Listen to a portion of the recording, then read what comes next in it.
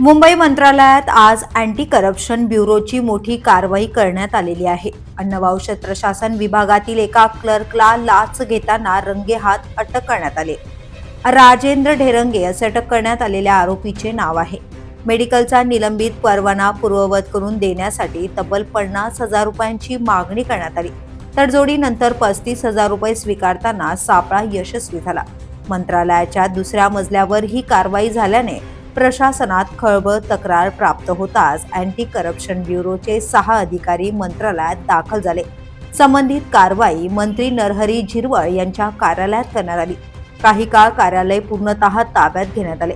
या तपासानंतर संबंधित क्लर्कला ताब्यात घेण्यात आले. त्यानंतर कार्यालय पुन्हा सुरू करण्यात आले. या दरम्यान या घटनेनंतर राजकीय वातावरणही तापले आहे. काँग्रेस प्रदेशाध्यक्ष हर्षवर्धन सपकाळ यांनी सरकारवर जोरदार टीका केली आहे. मंत्रालयात खुलेआम लाचखोरी आणि कमिशनखोरी सुरू असल्याचा आरोप त्यांनी केलाय. जनतेची कामे पैशाशिवाय होत नसल्याची गंभीर परिस्थिती असल्याचंही त्यांनी म्हटलं आहे. मुख्यमंत्र्यांनी तात्काळ दखल घेऊन संबंधितांवर कारवाई करावी अशी मागणी करण्यात आली आहे.